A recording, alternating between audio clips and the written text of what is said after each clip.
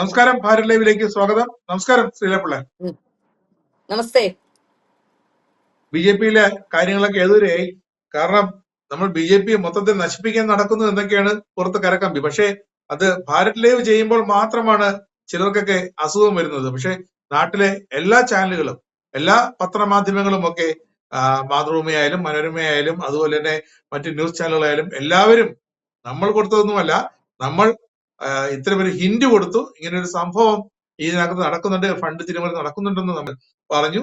അതിന്റെ പിന്നാലെ അവിടെ റിപ്പോർട്ടർമാർ പോയി അവർ കണ്ടുപിടിച്ച രേഖകൾ, അതാണ് ഈ കൊടി തോരണങ്ങൾ, അത് വിറ്റ് കാശാക്കിയ പൈസ, ഹെലികോപ്റ്റർ വാടകയ്ക്ക് എടുത്തത്, അതുപോലെ തന്നെ കാറ് വാങ്ങിയത് ചിലർ, പിന്നെ രൊക്കം കാശ് കൊടുത്ത് കാറ് വാങ്ങിയത്, ചോദിച്ചപ്പോൾ ഏലം വിറ്റ പൈസയാണെന്ന് പറഞ്ഞത്, അതുപോലെ ഫിക്സഡ് ഡെപ്പോസിറ്റ് പല ബാങ്കുകളിലും, പിന്നെ വീട്ടിന്റെ ലോണുകൾ, ലക്ഷങ്ങളുടെ ലോണുകൾ, 25, 30, 50 ലക്ഷം ഒക്കെ ഉള്ള വീട് വെച്ചതിന്റെ ലോൺ സഹകരണ ബാങ്കുകളിലടക്കം ഒറ്റയടിക്ക് അടച്ചു തീർത്തത്. ഇതൊക്കെ നമ്മൾ കൊണ്ടുവന്നതല്ല, ശബ്ദരേഖകൾ നമ്മൾ പുറത്തു വിട്ടതൊന്നുമല്ല. പക്ഷെ മറ്റുള്ള ചാനലുകൾ, മാധ്യമങ്ങൾ, കേരള മാധ്യമങ്ങൾ അത് ഏറ്റെടുത്തു. നല്ല കാര്യം. ഇത് ഇവിടം കൊണ്ട് അവസാനിക്കുന്നില്ല അല്ലെ? ഇതൊരു ചെയിൻ പോലെ ഈ അഴിമതി ഇങ്ങനെ പൊയ്ക്കൊണ്ടിരിക്കുകയാണ്, നെറ്റ്വർക്ക് അല്ലെ? ശരിക്കും ഏറ്റവും പുതിയ വിവരങ്ങൾ എന്തൊക്കെയാണ്? യഥാർത്ഥത്തിൽ ഇത്തവണ എനിക്ക് വലിയ സന്തോഷമുണ്ട്. കാരണം എന്താണെന്ന് വെച്ചാൽ, ഈ വാർത്ത ചെയ്തതിൽ ആകെ സൈബർ അറ്റാക്കിനോ ഏതെങ്കിലും തരത്തിലുള്ള അക്രമമോ അല്ലെങ്കിൽ ഏതെങ്കിലും തരത്തിലുള്ള അറ്റാക്കുകൾ നടത്തുന്നത് എനിക്കെതിരെ മാത്രമാണ് എന്നുള്ളത് ഞാനൊരു അംഗീകാരമായി എടുക്കുകയാണ്. കാരണം എന്റെ വാക്കുകൾ, അതായത് ഞാൻ ചെയ്ത ആ വാർത്തയുടെ വാക്കുകൾ കേരളം ഒട്ടാകെ ഏറ്റെടുത്തു എന്നുള്ളത് എന്നെ സംബന്ധിച്ചിടത്തോളം എല്ലാ മാധ്യമങ്ങളും ആ വാർത്ത ഏറ്റെടുത്തു. ആ വാർത്ത ഏറ്റെടുക്കുക മാത്രമല്ല, ആ വാർത്തയിൽ കൂടുതൽ തെളിവുകൾ ഓരോ മാധ്യമവും പുറത്തു കൊണ്ടുവരികയും ചെയ്തു എന്നുള്ളത് അംഗീകാരമായി തന്നെ കാണുന്നു. എല്ലാവരും, ചിലരൊക്കെ ഇടയ്ക്ക് വന്നിട്ട് ഓൺലൈൻ അല്ലേ, അല്ലെങ്കിൽ പിന്നെ മാധ്യമ പ്രവർത്തകയാണോ, ഓൺലൈൻ ആണ് എന്ന് പറഞ്ഞുകൊണ്ട് 4, 3, 7 വരിക്കാരെ വെച്ച് നടത്തുന്ന ചാനലാണ് എന്നൊക്കെ പറഞ്ഞുകൊണ്ട് ചില രീതിയിൽ ആക്ഷേപിക്കാൻ, അല്ലെങ്കിൽ നമ്മൾ ഒരു ഓൺലൈൻ മാധ്യമം എന്ന രീതിയിൽ ആയിപ്പോയത് ഒരു പക്ഷേ മുഖ്യധാരാ മാധ്യമങ്ങൾ എന്നെ അടുപ്പിക്കാത്തത് കൊണ്ടാണ് എന്ന് പറഞ്ഞുകൊണ്ടൊക്കെയുള്ള ശ്രമങ്ങളും അത്തരം ക്യാമ്പയിനുകളൊക്കെ നടത്തുന്നുണ്ട്. ഏതായാലും ഞാൻ ന്യൂസ് 18 നിന്ന് വന്ന ശേഷം ഞാൻ ഒരു മാധ്യമത്തിലും ജോലിക്ക് ശ്രമിച്ചിട്ടേ ഇല്ല. 1. 2, മറ്റൊരു പ്രധാനപ്പെട്ട ആരോപണം, പലരും നമുക്ക് ഏതെങ്കിലും തരത്തിലുള്ള മറ്റ് സഹായങ്ങൾ കിട്ടാത്തത് കൊണ്ടാണ് എന്ന് പറഞ്ഞുകൊണ്ടുള്ള ചില ആരോപണങ്ങൾ. ഇത്തരത്തിലുള്ള ആരോപണങ്ങൾക്കൊക്കെ കാലം മറുപടി നൽകും എന്നുള്ളതാണ് എനിക്ക് പറയാനുള്ളത്. കാരണം കഴിഞ്ഞ 5 വർഷമായി ഭാരത് ലൈവ് എന്ന് പറയുന്ന ഒരു സ്വതന്ത്ര മാധ്യമം ഇവിടെ പ്രവർത്തിക്കുന്നുണ്ട്. ഭാരത് ലൈവ് ആരുടെയും വക്താക്കളായിട്ടല്ല, ഒരു വിഷയത്തിലും നിരവധി ഓഫറുകൾ പലപ്പോഴും വാർത്ത പിൻവലിക്കാനും വാർത്ത ചെയ്യാനും ഒക്കെ എനിക്ക് വന്നിട്ടുണ്ട്.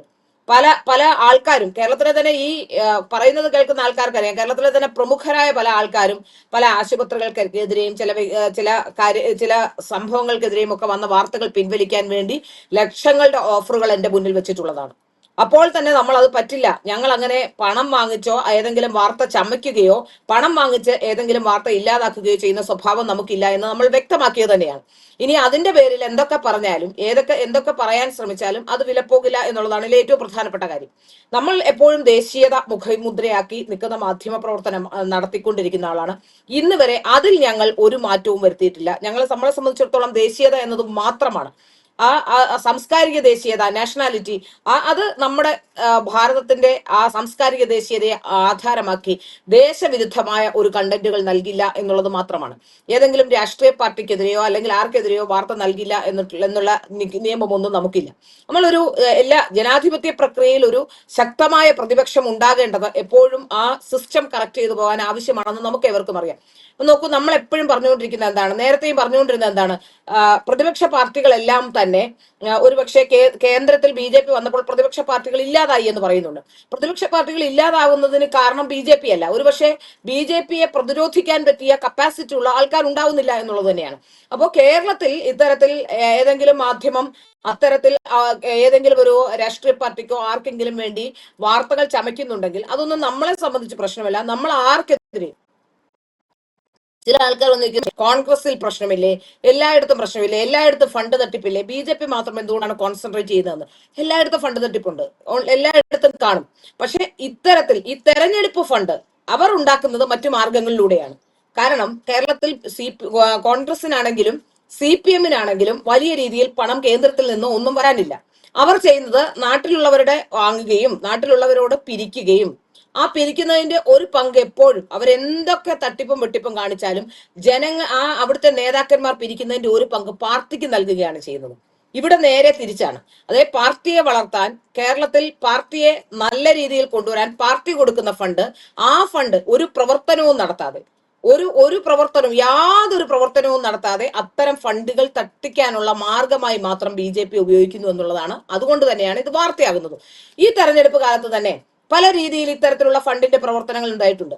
ചെറിയ ചെറിയ ഫണ്ട് തട്ടിപ്പുകൾ എല്ലാ സ്ഥലങ്ങളിലും എല്ലാ കാലഘട്ടത്തിലും ഉണ്ടായിട്ടുണ്ട്. ഇത്തവണ ഉണ്ടായ ഫണ്ട് തട്ടിപ്പ് എന്ന് പറയുന്നത് പല രീതിയിലാണ്. ഒന്ന്, സ്ഥാനാർത്ഥികളുടെ ചില പെയ്ഡ് സ്ഥാനാർത്ഥികൾ, അത്തരത്തിലുള്ള സ്ഥാനാർത്ഥികളായി കൂടുതൽ ആരോപണം ഉയരുന്ന 2 or 3 സ്ഥാനാർത്ഥികളുണ്ട്. ഒന്ന് തിരുവനന്തപുരം പാറശാലയിലെ സ്ഥാനാർത്ഥിയെ സംബന്ധിച്ച് പെയ്ഡ് സ്ഥാനാർത്ഥിയാണെന്ന് ആരോപണമുണ്ട്.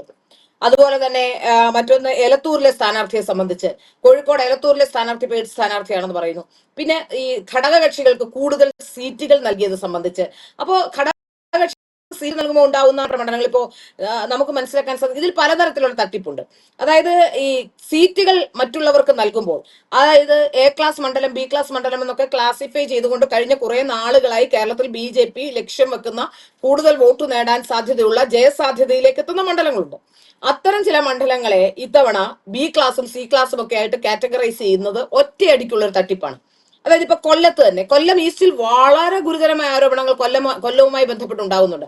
അതിൽ കൊല്ലം ഈസ്റ്റ് പ്രധാനപ്പെട്ട കാര്യം തന്നെയാണ്. കൊല്ലം ഈസ്റ്റിനെ സംബന്ധിച്ച് അവിടുത്തെ പ്രഭാരിയെ സംബന്ധിച്ച് പോലും, അവിടുത്തെ ഈ ഇലക്ഷന്റെ ചുമതല ഉണ്ടായിരുന്ന ആളെ സംബന്ധിച്ച് പോലും വലിയ രീതിയിലുള്ള ആരോപണങ്ങൾ ഉയരുന്നുണ്ട്. അദ്ദേഹം ക്ഷേത്രമോഷണ കേസിൽ പ്രതിയായിരുന്ന ഒരു അജിത് TR എന്ന് പറയുന്ന ഒരാളാണ്. ക്ഷേത്രമോഷണ കേസിൽ ശിക്ഷിക്കപ്പെട്ട ആളാണ്. ആ ക്ഷേത്രമോഷണ കേസിൽ ശിക്ഷിക്കപ്പെട്ട ആളെയാണ് അവിടെ കൊണ്ടുവന്ന് ഈ തെരഞ്ഞെടുപ്പ് ചുമതലയെല്ലാം ഏൽപ്പിച്ചിരിക്കുന്നത് എന്നുള്ളതാണ്. അത് പലവട്ടം ഈ TR അജിത് കുമാർ എന്ന് പറയുന്ന ആൾ പ്രസംഗിക്കാൻ പോകുമ്പോഴും ഒക്കെ അവിടെ പലതരത്തിലുള്ള ആൾക്കാർ കളിയാക്കുന്നു എന്ന് പറഞ്ഞുകൊണ്ട് അവിടുത്തെ ആൾക്കാരൊക്കെ, അവിടുത്തെ ലോക്കൽ നേതാക്കന്മാരൊക്കെ സംസ്ഥാന നേതൃത്വത്തോട് പരാതി പറയുമ്പോൾ അത് അയാൾ അപ്പീൽ പോയിട്ടുണ്ടെന്നാണ് പറഞ്ഞത്. ശിക്ഷിക്കപ്പെട്ട ഒരാൾ അപ്പീൽ പോയി എന്നാണ് ഇവർ കാരണം പറയുന്നത്. അപ്പൊ ആലോചിച്ച് നോക്കൂ, ഏതൊക്കെ തരത്തിലുള്ള തട്ടിപ്പിന് കളമൊരുക്കി ാണ് നമുക്കിപ്പോ മനസ്സിലാക്കാൻ സാധിക്കും. അതുപോലെ കൊല്ലം ഈസ്റ്റിനെ സംബന്ധിച്ച് പറയുകയാണെങ്കിൽ, ഇപ്പൊ കൊട്ടാരക്കര A ക്ലാസ് മണ്ഡലം എന്ന കാറ്റഗറൈസേഷൻ ഉള്ള മണ്ഡലമായിരുന്നു. അവിടെ കൊണ്ടുവന്ന സ്ഥാനാർത്ഥി ഇല്ലാഞ്ഞിട്ടല്ല, അല്ലെങ്കിൽ ഏതെങ്കിലും ഒരു സ്റ്റേറ്റ് ലീഡർക്ക് കൊട്ടാരക്കര മത്സരിക്കാൻ കഴിയാഞ്ഞിട്ടല്ല, അവിടെ കൊണ്ടുവന്ന സ്ഥാനാർത്ഥി കോൺഗ്രസിൽ 3 തവണ തോറ്റൊരു സ്ഥാനാർത്ഥിയെ കൊണ്ടുവരുന്നു. ഇങ്ങനെ ഈ സ്ഥാനാർത്ഥികളെയും ആൾക്കാരെയും ഒക്കെ കൊണ്ടുവന്നത് തന്നെ പണം തട്ടിപ്പിനുള്ള മറ്റൊരു മാർഗമാണ്. അതായത് ഏതെങ്കിലും കൊള്ളാവുന്ന ഒരാൾ, ഈ തവണത്തെ തെരഞ്ഞെടുപ്പുമായി ബന്ധപ്പെട്ട് എല്ലാ ദിവസവും ആൾക്കാരെ ചേർക്കുകയായിരുന്നു. ഈ ആൾക്കാരെ ചേർക്കുമ്പോൾ ആലോചിച്ച് നോക്കണം, ഇതിലും 100 ഇരട്ടി കഴിവും കാര്യപ്രാപ്തിയുമുള്ള പലരും BJP-യിൽ നിൽക്കുമ്പോൾ അവരെ ഒന്നും നേതൃസ്ഥാനത്തേക്കോ അവരെ വളർത്തിയെടുക്കാൻ ശ്രമിക്കാതെ, അവരെ ഏതെങ്കിലും ചവറ്റുകൊട്ടയിൽ അവിടെ കിടന്നോട്ടെ, ഇനി ഞങ്ങൾ അവരെ ആരെയും നോക്കില്ല എന്ന് പ്രഖ്യാപിച്ചുകൊണ്ട് പുതിയ ചില ആൾക്കാരെ കൊണ്ടുവരുന്നു. ചില ആൾക്കാരൊക്കെ പുതിയ സംസ്ഥാന സെക്രട്ടറി, സംസ്ഥാന അധ്യക്ഷനും ഒക്കെ പിന്നെ ഷാൾ ഇട്ട് കൊണ്ടുവന്ന ചില സ്ഥാനാർത്ഥികളൊക്കെ ഉണ്ട്. നിരന്തരം ഫേസ്ബുക്കിലൂടെ അവർ BJP-ക്കെതിരെ പറഞ്ഞുകൊണ്ടിരിക്കുകയാണ് ഇപ്പോഴും.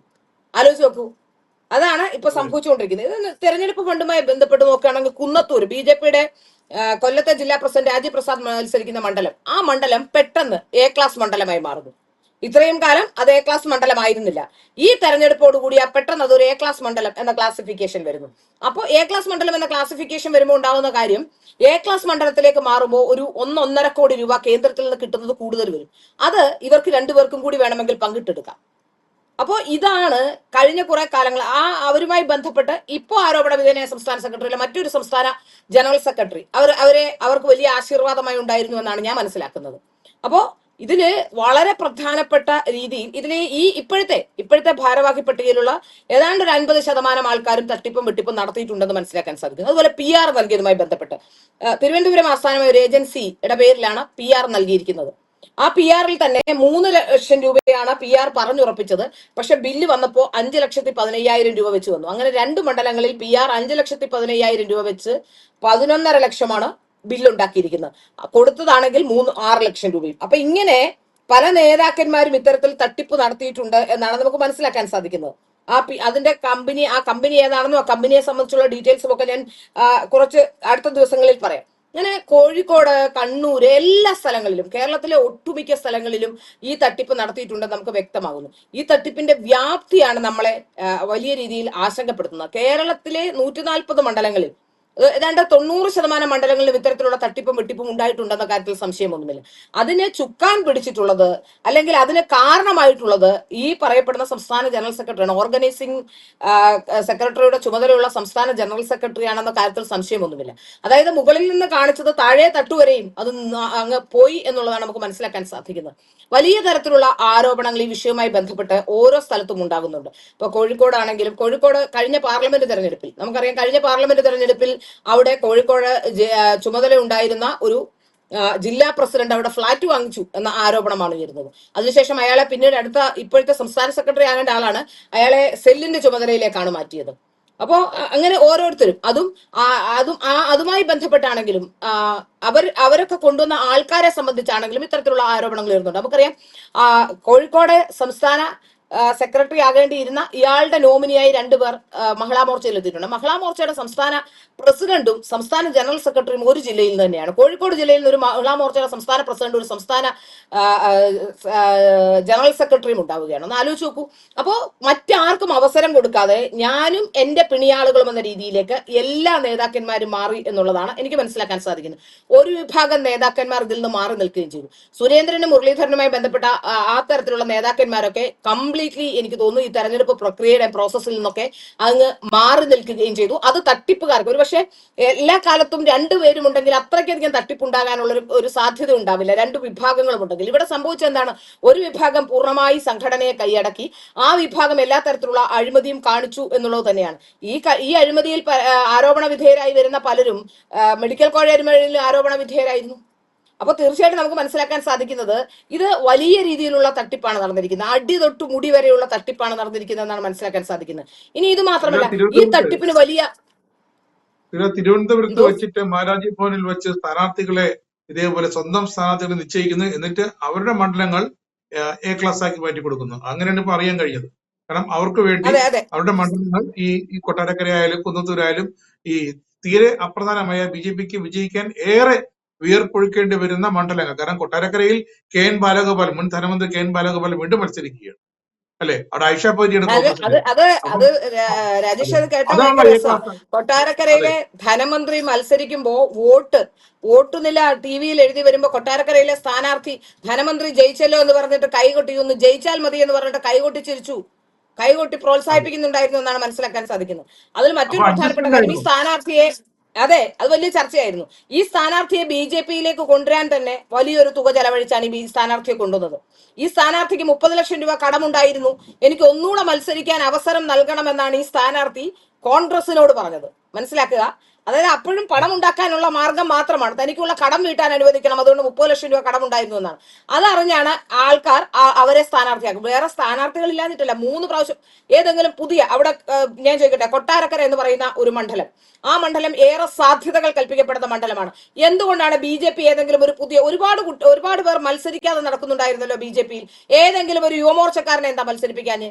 അല്ലെങ്കിൽ ഏതെങ്കിലും ഒരു മഹിളാ മോർച്ച നേതാവിനെ എന്താ അവിടെ മത്സരിപ്പിക്കാന്? അപ്പൊ അത് ചെയ്തില്ല. അപ്പൊ അവിടെ ജയസാധ്യത ഇല്ല എന്ന് അറിഞ്ഞിട്ട് 3 തവണ കോൺഗ്രസിന് വേണ്ടി തോറ്റൊരു സ്ഥാനാർത്ഥി അവിടെ ജയിക്കുമെന്ന് വിചാരിക്കുന്നത് അപ്പൊ അത്രയ്ക്ക് ബുദ്ധിയില്ലാത്തവരാണോ BJPയുടെ സംസ്ഥാന നേതൃത്വത്തിലുള്ളത്? അപ്പൊ അതല്ല കാര്യം. പുതിയ ആൾക്കാരെ കൊണ്ടുവന്നാൽ 2 രീതിയിലുള്ള തട്ടിപ്പ് നടത്താം.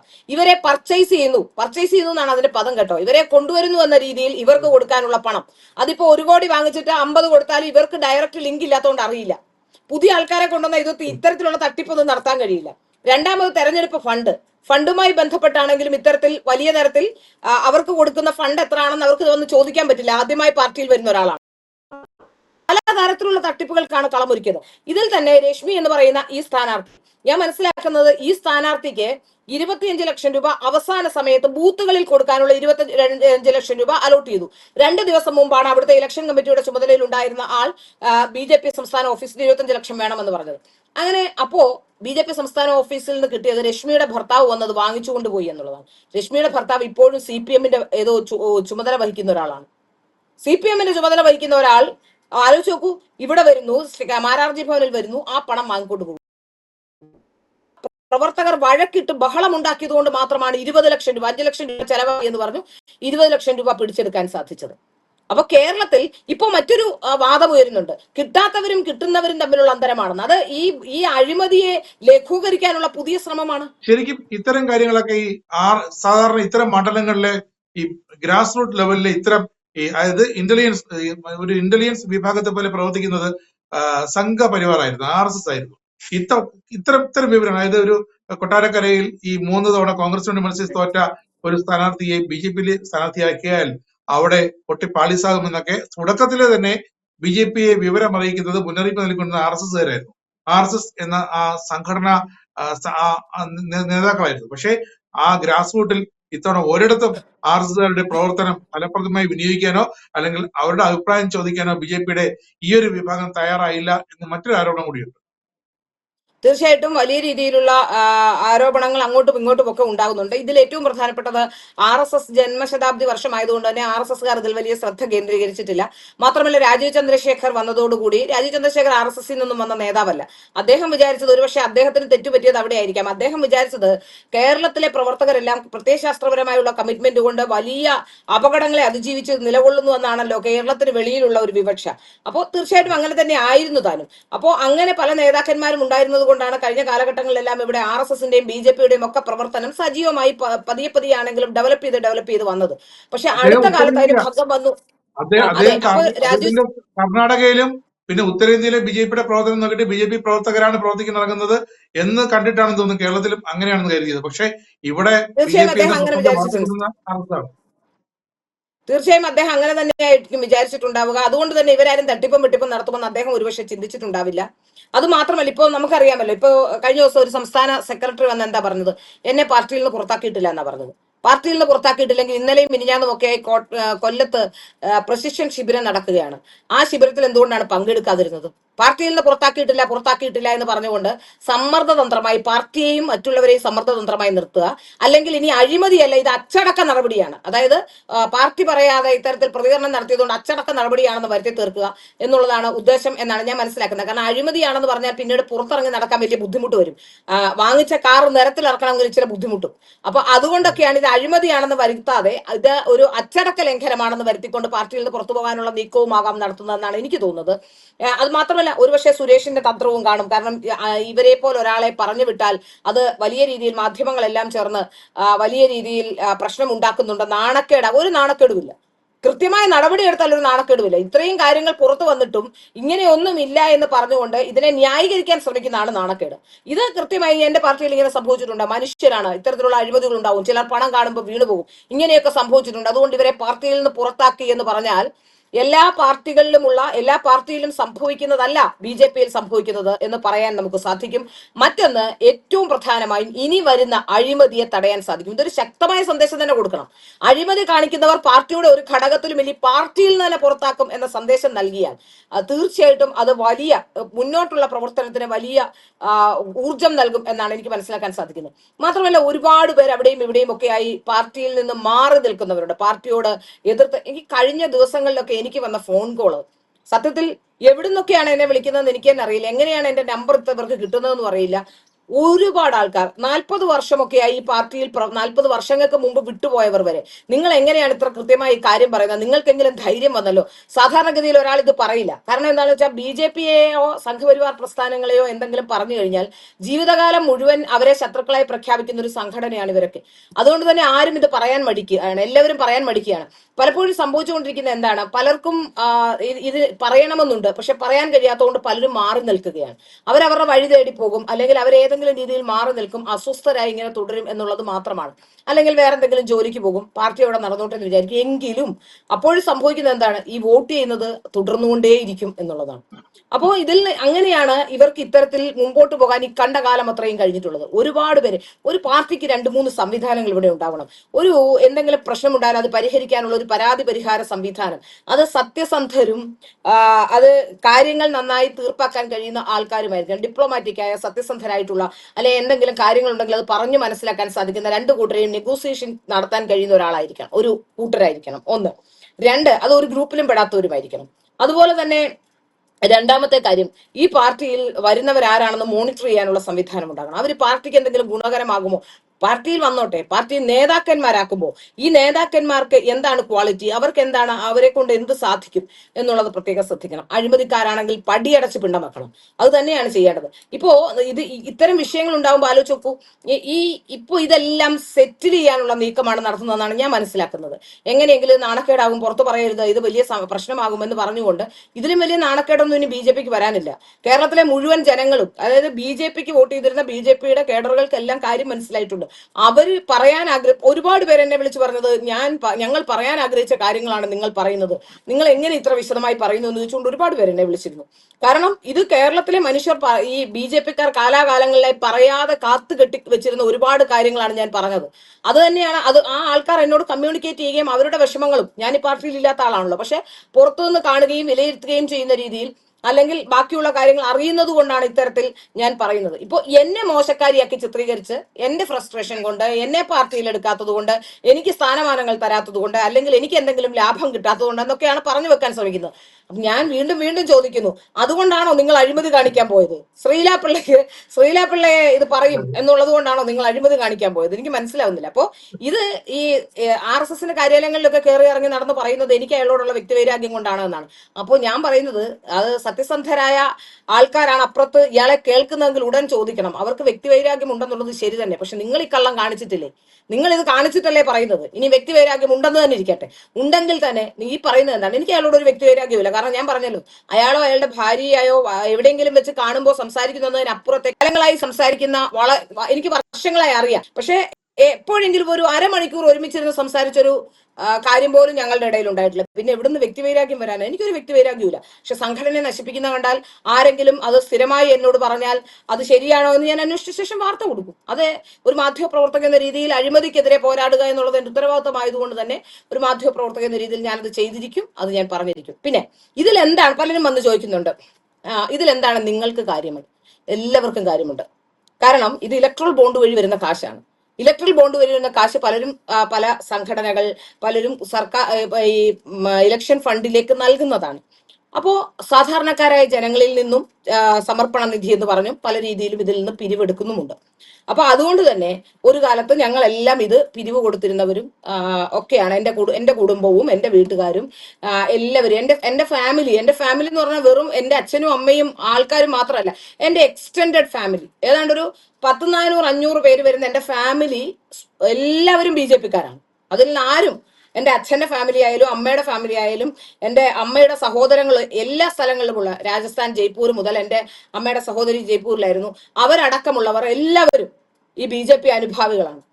അപ്പൊ അതുകൊണ്ട് തന്നെ എന്റെ എല്ലാ കുടുംബവും എല്ലാം BJP അനുഭാവികളാണ്. അതുകൊണ്ട് തന്നെ തീർച്ചയായും ഇത് ചോദിക്കാനുള്ള അവകാശം എനിക്കുണ്ട്. ഒരു കാലത്ത് BJPക്ക് വേണ്ടി പ്രവർത്തിച്ചതാണ്, എന്റെ അമ്മയും അച്ഛനും ഒക്കെ പ്രവർത്തിച്ചിരുന്നതാണ്. അതുകൊണ്ട് തന്നെ എനിക്ക് ചോദിക്കാനുള്ള അവകാശമുണ്ട് എന്ന് തന്നെയാണ് ഒന്ന്.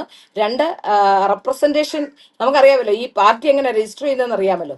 അപ്പൊ ഈ രജിസ്റ്റർ ചെയ്യുന്നത് റെപ്രസെന്റേഷൻ ഓഫ് പീപ്പിൾസ് ആക്ട് അനുസരിച്ച് രജിസ്റ്റർ ചെയ്യുന്ന ഒരു രാഷ്ട്രീയ പാർട്ടി എന്ന രീതിയിൽ ഈ രാഷ്ട്രീയ പാർട്ടിയെ ചോദ്യം ചെയ്യാൻ എല്ലാവർക്കും അവകാശമുണ്ട്. അക്കൗണ്ടബിൾ ആയിരിക്കണം, രാഷ്ട്രീയ പാർട്ടി അക്കൗണ്ടബിൾ ആയിരിക്കണം, വ്യക്തികൾ, നേതാക്കന്മാരെന്ന് പറഞ്ഞ് നമ്മുടെ മുന്നിലേക്ക് വരുന്നവർ അക്കൗണ്ടബിൾ ആയിരിക്കണം തീർച്ചയായും. അപ്പോൾ അത് ചോദ്യം ചെയ്യാനുള്ള അവകാശം എല്ലാവർക്കുമുണ്ട്. അതിൽ നീ ആരാ, നീ ഏതാ, ഇത് പാർട്ടിയുടെ കാശല്ലേ, പാർട്ടിക്കാർ വീതം വെച്ചെടുക്കുന്നതല്ലേ, അത്തരത്തിലുള്ള ചോദ്യങ്ങളൊന്നും വേണ്ട. അത് നടപ്പാകുന്ന കാര്യമേ അല്ല.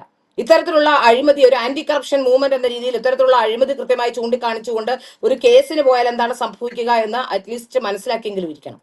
അപ്പോ അതുകൊണ്ട് തന്നെ എനിക്ക് പറയാനുള്ളത്, ഈ പുറത്തു വരുന്ന ആരോപണങ്ങൾ, ഈ ആരോപണങ്ങൾ ഇതിനൊക്കെ അപ്പുറത്തേക്ക് വ്യാപ്തിയുണ്ട്. ഈ ആരോപണങ്ങൾക്ക് ഒരുപക്ഷെ RSSും BJPയും ഒക്കെ ഒഴിവാക്കി നിർത്തിയിരിക്കുന്ന ചില ആൾക്കാർ, അവരാണ് ഇത് മൊത്തത്തിൽ ഈ സുരേഷ് അടക്കമുള്ള ടീമുകളെ സംരക്ഷിക്കുന്ന തരത്തിലുള്ള ആരോപണങ്ങൾ വരുന്നുണ്ട്.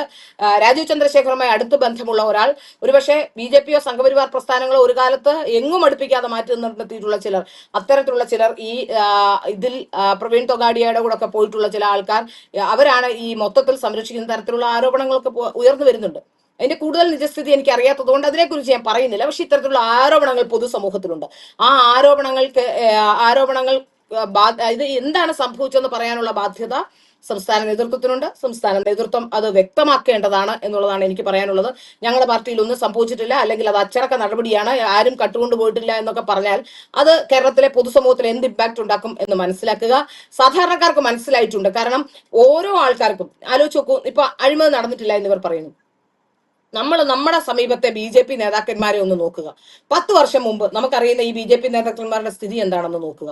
അപ്പൊ ഏറ്റവും കൂടുതൽ അഴിമതി നടന്നിട്ടുള്ള സ്ഥലം തൃശ്ശൂർ, അതുപോലെ തന്നെ കൊല്ലം, കോഴിക്കോട്, അതുപോലെ കണ്ണൂർ, എല്ലാ സ്ഥലത്തും ഉണ്ട്. പക്ഷെ ഏറ്റവും കൂടുതൽ അഴിമതി നടന്നിട്ടുള്ളത് തിരുവനന്തപുരം, കൊല്ലം. ആ കൊല്ലത്തിന്റെ പിന്നെ സംസ്ഥാന സെക്രട്ടറി, കൊല്ലത്തിന്റെ ചുമതലയുള്ള സംസ്ഥാന സെക്രട്ടറി ആയിരുന്നു ഈ പറയപ്പെടുന്ന സംസ്ഥാന സെക്രട്ടറി അഞ്ജന. അപ്പൊ അതുകൊണ്ട് തന്നെ കൊല്ലം, അത് പല വിഷയങ്ങളിലും അവരുടെ പേരെ കൊല്ലത്ത് ഉയർന്നു വരുന്നുണ്ട്. അപ്പോ കൊല്ലം, തിരുവനന്തപുരം, അതുപോലെ തൃശ്ശൂര് കഴിഞ്ഞ 2 തെരഞ്ഞെടുപ്പിന് ശേഷം ഇപ്പോ അവിടുത്തെ നേതാക്കന്മാരുടെ ധനസ്ഥിതി ഒന്ന് അന്വേഷിച്ചറിയും. എന്താണ് അവിടുത്തെ നേതാക്കന്മാരുടെ ഓരോരുത്തര് ഈ ദേഹം മുഴുവൻ സ്വർണവുമായി നടക്കുന്ന നേതാക്കന്മാരെ കാണാം അവിടെ. ഈ റെഡ്ഡിയാർമാരും പത്മജ വേണുഗോപാൽ പരാതി കൊടുത്തിട്ടുണ്ടെന്നാണ് ഞാൻ മനസ്സിലാക്കുന്നത്. പത്മജ വേണുഗോപാൽ പരാതി കൊടുത്തിട്ടുണ്ടെന്നാണ് ഞാൻ മനസ്സിലാക്കുന്നത്. ഈ പരാതികളൊക്കെ കേന്ദ്ര നേതൃത്വം ശരിക്കും ഇതിലൊരു നീക്കുപോക്കുണ്ടാവണം. ഞാൻ പറയുന്നത് എല്ലാവരെയും കൂടി, ഇപ്പൊ കേരളത്തിലെ മുഴുവൻ BJP നേതാക്കന്മാരെ ഒറ്റയടിക്ക് പുറത്താക്കാനൊന്നും കഴിയില്ല. ഇതിന്റെ വ്യാപ്തി അനുസരിച്ച് ഇതിൽ ഏറ്റവും കൂടുതൽ പ്രശ്നം ഉണ്ടാക്കിയിട്ടുള്ള ആൾക്കാരെ എങ്കിലും പുറത്ത് നിർത്തിയില്ലെങ്കിൽ നാളെ മറ്റുള്ളവർക്ക് ഒരു പ്രചോദനമാകും. ഇതൊക്കെ ചെയ്താൽ ഇത്രയും ഉണ്ടാവുകയുള്ളൂ, കേരളം മുഴുവൻ വാർത്തയായിട്ടും ഇത്രയൊക്കെ സംഭവിച്ചുള്ളൂ എങ്കിൽ ഞങ്ങൾക്കും ഇത്രയൊക്കെ സംഭവിക്കാനുള്ളൂ. അത് വീണ്ടും വീണ്ടും ഇത്തരത്തിൽ ഒരു ഊർജം കട്ടെടുക്കാനുള്ള ഒരു ഊർജമായി മാറുമെന്നുള്ളതാണ് എനിക്ക് മനസ്സിലാക്കാൻ സാധിക്കുന്നത്. ഈ ഞാൻ പറയുന്നത് കേന്ദ്രത്തിൽ നിന്ന് ഫണ്ട് വരരുത്. കേന്ദ്രത്തിൽ നിന്ന് ഫണ്ട് വരാതെ ഇവിടെ നിൽക്കുന്നവർ അവരുടെ പണം എടുത്തും അല്ലെങ്കിൽ ഇവിടെ നിന്ന് പിരിവ് നടത്തിയും ഒന്ന് മത്സരിക്കാൻ പറഞ്ഞാൽ ഇവരെല്ലാം വീട്ടിൽ പോകും. ആരും കാണില്ല മത്സരിക്കാൻ.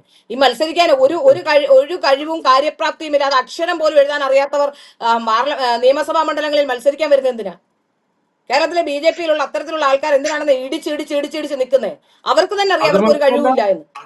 അത് മാത്രമല്ല, ഇവർ ഇത്തവണ രാജീവ് ചന്ദ്രശേഖരൻ അടക്കം അദ്ദേഹത്തെ ധരിപ്പിച്ചു വെച്ചിരുന്നത് 30 പേരെങ്കിലും ജയിക്കും, 30 സീറ്റെങ്കിലും കിട്ടും എന്നാണ്. കാരണം 30 പേരൊക്കെ ജയിക്കുമായിരുന്നു. 30 പേരൊക്കെ ജയിക്കുമായിരുന്നു. അത് വൃത്തിയും ഭംഗിയുമായി നല്ല സ്ഥാനാർത്ഥികളെ, കഴിവുള്ള സ്ഥാനാർത്ഥികളെ ഇറക്കണം. സ്വയമായി മണ്ഡലത്തിൽ വോട്ട് പിടിക്കാൻ കഴിവുള്ള സ്ഥാനാർത്ഥികളെ ഇറക്കണം. അല്ലാതെ ഇവിടെ പോയിട്ട് നെഗോസിയേഷൻ നടത്തി ഏതെങ്കിലും മറ്റു നേതാക്കന്മാരോടൊപ്പം നെഗോസിയേഷൻ നടത്തുകയും പണം എന്ന് ചിന്തയും വെക്കാതെ പൊതുജനങ്ങളോട് താല്പര്യമുള്ള പൊതുജനങ്ങളോടൊപ്പം പ്രവർത്തിക്കാൻ താല്പര്യമുള്ള ജനങ്ങൾക്ക് അക്സെപ്റ്റബിൾ ആയിട്ടുള്ള, ജനങ്ങൾ അംഗീകരിക്കുന്ന ആൾക്കാരെ വേണം നിർത്താൻ. അപ്പൊ ജയിക്കും, ഒരു സംശയം വേണ്ട. നമ്മൾ എന്തൊക്കെ പറഞ്ഞാലും ഈ ഇടതുപക്ഷമായാലും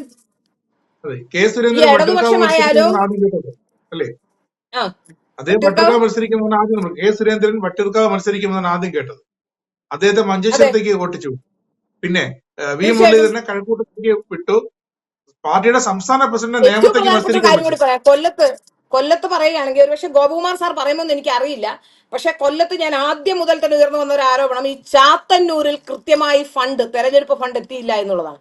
അദ്ദേഹം കടം വാങ്ങിച്ചും അദ്ദേഹത്തിന്റെ പൈസ എടുത്തുമൊക്കെയാണ് ചാത്തന്നൂരിൽ അദ്ദേഹം BB ഗോപകുമാർ സാറിന്റെ എന്നാണ് എനിക്ക് മനസ്സിലാക്കാൻ സാധിക്കും. അതുപോലെ കഴക്കൂട്ടത്ത് ഫണ്ടിന്റെ ഷോർട്ടേജ് ഉണ്ടായിരുന്നു എന്ന് പറയുന്നു. കേന്ദ്ര നേതാക്കന്മാരെ ആരെയും കഴക്കൂട്ടത്തേക്ക് വിട്ടില്ല.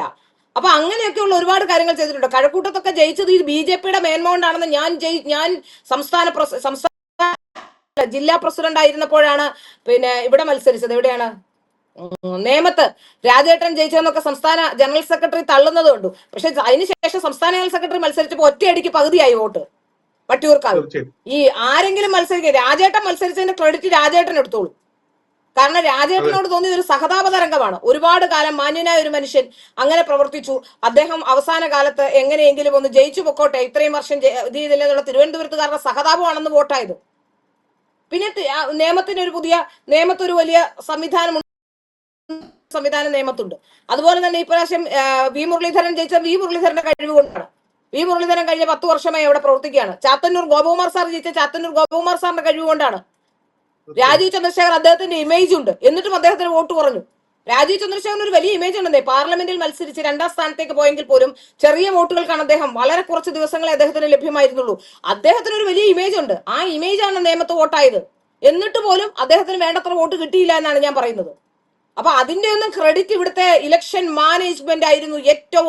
ഏറ്റവും പെർഫെക്റ്റ് ഇലക്ഷൻ മാനേജ്മെന്റ് എന്നൊക്കെ പറഞ്ഞു. ഞാൻ ആദ്യത്തെ വാർത്തയെ പേര് പറഞ്ഞില്ല. ഞാൻ ആദ്യ വാർത്തയിൽ ആരാണെന്ന് പേര് പറഞ്ഞില്ല, ഗോഡ് ഫാദർ എന്ന് മാത്രമേ പറഞ്ഞുള്ളൂ. ഈ ഗോഡ് ഫാദർ ആണ് പോയിരുന്ന ഇന്റർവ്യൂ കൊടുത്ത് എല്ലാരെയും അറിയിച്ചത് ഞാനാണ് ഗോഡ് ഫാദർ എന്ന്, ഞാനല്ല. അതെ അതിനുശേഷം അതെ ഇപ്പൊ അതെ. എനിക്ക് പേര് പറയാതിരിക്കേണ്ട കാര്യമില്ലല്ലോ. അപ്പൊ ഇന്റർവ്യൂ അതുകൊണ്ട് ഒന്നും തന്നെ കാണുന്നില്ല. ഇന്റർവ്യൂ ഒന്നും കാണുന്നില്ല. കാരണം അദ്ദേഹത്തിന് മനസ്സിലായി ഇന്റർവ്യൂ കൊടുത്താൽ പണി പാളുന്ന. ഇന്റർവ്യൂവിന്റെ അടിയിലും നമ്മുടെ ഇന്റർവ്യൂവിന്റെ അടിയിലും അദ്ദേഹത്തിന്റെ ഫേസ്ബുക്കിന്റെ അടിയിലും ഒക്കെ ആൾക്കാർ പറയുന്നത് കേട്ടാൽ നമുക്ക് മനസ്സിലാക്കാൻ പറ്റും. അദ്ദേഹത്തിന് തന്നെ മനസ്സിലായിട്ടുണ്ടാവും പൾസ് എന്താണെന്ന്. ഇപ്പൊ അതെ ഓഫീസ് സ്റ്റേറ്റ് ഓഫീസിൽ അതെ വരുന്നില്ലെന്നാണ് ഞാൻ മനസ്സിലാക്കുന്നത്. സ്റ്റേറ്റ് ഓഫീസിലേക്കൊന്നും എത്തുന്നില്ല എന്നാണ് മനസ്സിലാക്കുന്നത്. ഇപ്പൊ ശിബിരങ്ങൾ ഉദ്ഘാടനം ചെയ്ത് നടക്കുന്നതുകൊണ്ടായിരിക്കും സ്റ്റേറ്റ് ഓഫീസിൽ എത്താത്തത്. അതെ. ഏതായാലും വലിയ രീതിയിലുള്ള പ്രശ്നങ്ങൾ ബി ജെ പിയിൽ ഉണ്ടായിട്ടുണ്ട് എന്നുള്ളത് വ്യക്തമാണ്. അതിന്റെ പേരിൽ എന്നെ ആക്രമിക്കാൻ ശ്രമിക്കേണ്ട കേട്ടോ. ആക്രമിച്ചുകൊണ്ട് കാര്യമില്ല. കാരണം ഞാൻ പറഞ്ഞത് സത്യമാണ്. ആ സത്യം തീർച്ചയായും പൊതുസമൂഹത്തിൽ ഇന്നും തീർച്ചയായും. നിലനിൽക്കുകയാണ്. ആയിക്കോട്ടെ. നന്ദി.